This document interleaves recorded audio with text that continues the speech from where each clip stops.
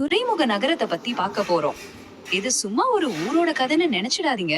ஒரு பெரிய பேரரசோட தலையெழுத்தையே மாத்தி எழுதின ஒரு மெகா ட்ரேடோட கதை இது. வாங்க இந்த டைம் டிராவல்ல ஒன்னா போலாம். ஒரு பெரிய சாம்ராஜ்யத்தோட மொத்த மிலிட்டரி பவரும் முழுக்க முழுக்க இம்போர்ட்ஸ் நம்பிதான் இருந்துச்சுன்னு சொன்னா நம்புவீங்களா? ஆச்சரியமா இருக்குல்ல? ஆனா அதுதான் நிஜம். ஒரு பேரரசோட பலமே அவங்க ஆயுதத்திலயோ படவீரர்கள் கிட்டயும் இல்ல, வெளிநாட்டுல இருந்து வர ஒரு விஷயத்த கம்ப்ளீட்டா நம்பி இருந்துச்சு. அப்படி என்னவா இருக்கும் அது? ஆமாங்க, குதிரைகள் தான். அதுவும் ஏதோ 1-2 குதிரை இல்ல. ஒவ்வொரு வருஷமும் 2000க்கும் மேல. அதுவும் சாதாரண குதிரைகள் இல்ல, டாப் கிளாஸ் வார் குதிரைகள். சும்மா யோசிச்சு பாருங்க, 2000 குதிரைகள். அந்த காலத்துல இது எவ்வளவு பெரிய விஷயம். ஒரு பேரரசோட ஜெயமோ தோல்வியோ எல்லாமே இந்த இம்போர்ட்டை பொறுத்துதான் இருந்திருக்கு. நான் சொல்றது ஏதோ கட்டுக்கதைன்னு நினைக்காதீங்க. இதுக்கு வரலாற்று சாட்சியே இருக்கு. உலகத்தையே சுத்தி வந்த ஃபேமஸ் டிராவலர் வெனிஸை சேர்ந்த மார்க்கோ போலோ கிட்டத்தட்ட 700 வருஷத்துக்கு முன்னாடி அவரோட டிராவல் நோட்ஸ்ல இத பத்தி ரொம்ப தெளிவா எழுதியிருக்கார். பாண்டிய ராஜாக்களுக்கு அந்த அளவுக்கு குதிரைகள் தேவைப்பட்டிருக்குன்னு இதுல இருந்தே நமக்கு நல்லா புரியுது.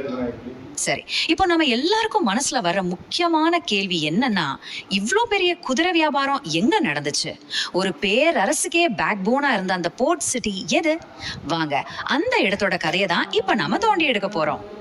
பாண்டிய மன்னர்களோட மிலிட்டரி ஸ்ட்ராட்டஜியே வேகமா போற பவர்ஃபுல்லான குதிரை படையை நம்பிதான் இருந்துச்சு. ஆனா இதுல ஒரு பெரிய சிக்கல் இருந்துச்சு. நம்ம சவுத் இந்தியாவோட கிளைமேட் அந்த மாதிரியான டாப் குவாலிட்டி ஃபோக் குதிரைகளை இங்கேயே வளர்க்கறதுக்கு செட் ஆகல. அதனால அவங்க பார்வை ஆட்டோமேட்டிக்கா கடலுக்கு அந்த பக்கம் போச்சு.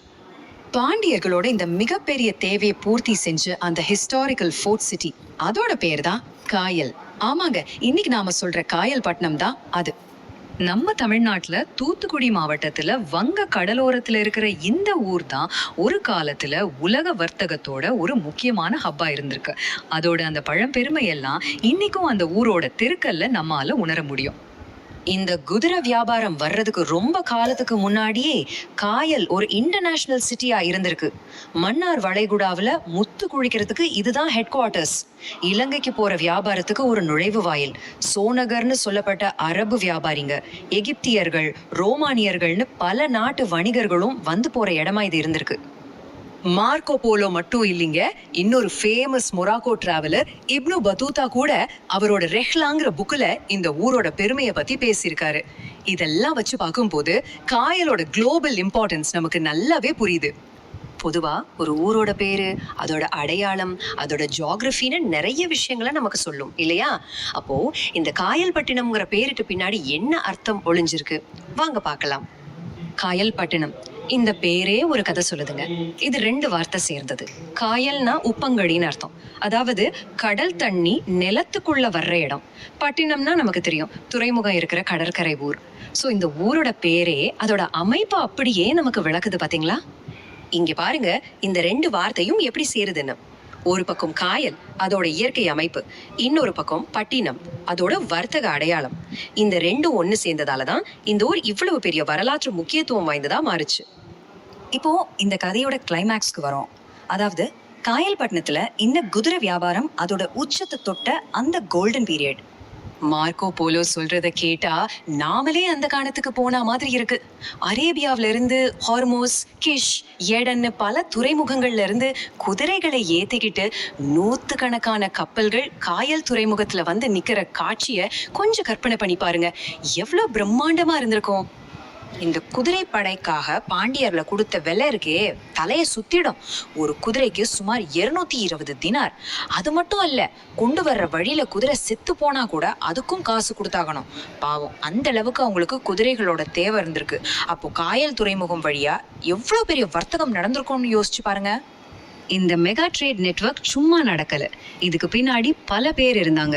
அரேபியாவில இருந்து குதிரைகளை கொண்டு வந்த சோனகர்கள், இங்க லோக்கல்ல வியாபாரம் செஞ்ச மலை மண்டலத்து குதிரை செட்டிகள், அப்புறம் குதிரைகளை பழக்கி பராமரிக்கிறதுல எக்ஸ்பர்ட்ஸா இருந்த ரவுத்தர் சமூகம். இப்படி ஒரு பெரிய டீமே இதுல வேலை செஞ்சிருக்கு. உதாரணத்துக்கு தாக்கி அல் தின்னு ஒரு பவர்ஃபுல் அரபு வியாபாரி இருந்திருக்காரு. இவர் மாதிரி ஆட்கள்னா இந்த குதிரை வியாபாரத்தையே ஒரு ஆர்கனைஸ் நெட்வொர்க்கா மாத்தி வச்சிருந்தாங்க. இது ஏதோ தனி ஆட்கள் பண்ற வியாபாரம் இல்ல, இது ஒரு பக்கா ஆர்கனைஸ்ட் இன்டர்நேஷனல் பிசினஸ். காலம் மாறிடுச்சு, பல 100 வருஷங்கள் ஓடி போச்சு. பேரரசுகள் எல்லாம் சரிஞ்சிடுச்சு. ஆனா அந்த கோல்டன் பீரியடோட நினைவுகள் மட்டும் இன்னைக்கும் காயல்பட்டினத்துல உயிரோடு தான் இருக்கு. எப்படின்னு கேக்குறீங்களா? வாங்க அந்த தடயங்களை நாமளே தேடி பார்க்கலாம். வரலாறுனா வெறும் புத்தகத்திலையும் கல்வெட்டுலயும் மட்டும் இல்லைங்க. நம்ம கண் முன்னாடியே அந்த வரலாறுக்கு ஒரு உயிருள்ள சாட்சி இன்னைக்கும் இருக்கு. என்னவா இருக்கும் அது? கெஸ் பண்ணுங்க பார்க்கலாம். இதுதான் அந்த உயிருள்ள சாட்சி. காயல்பட்டினத்தோட ரொம்ப பழமையான தெருக்கள்ல ஒண்ணான பரிமார் வீதி.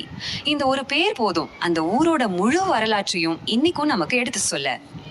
இந்த பேரோட அர்த்தம் ரொம்ப சிம்பிள், ஆனா ரொம்ப ஆழமானது.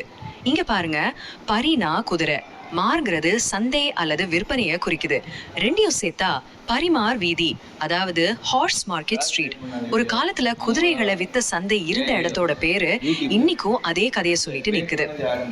இதுல இருக்கிற ஆழமான விஷயமே இதுதான். வரலாறுங்கிறது ஏதோ முடிஞ்சு போன விஷயம் இல்ல. அது நம்மளை சுத்தி நாம நடக்கிற தெருவோட பேர்ல, பழைய கட்டடங்கள்ல, நாம கேட்கிற கதைகள்ல இன்னைக்கும் உயிரோட தான் இருக்கு. ஒரு காலத்துல குளோபல் ட்ரேடோட சென்டரா இருந்த ஒரு இடம் இன்னைக்கு அதோட மொத்த கதையும் ஒரே ஒரு தெருவோட பேர்ல சுமந்துட்டு நிக்குது. அதனால அடுத்த தடவை நீங்க உங்க ஊர்ல இருக்கிற ஏதாச்சும் ஒரு பழைய தெரு வழியா போகும்போது ஒரு நிமிஷம் நின்னு அந்த தெரு பேரை கவனிங்க. யாருக்கு தெரியும், காயல்பட்டினத்தோட பரிமார் வீதி மாதிரி உங்க தெருவும் ஏதாவது ஒரு பெரிய ரகசியத்தை, ஒரு பெரிய வரலாற்றை சொல்றதுக்காக காத்துக்கிட்டு இருக்கலாம். கொஞ்சம் யோசிச்சு பாருங்களேன்.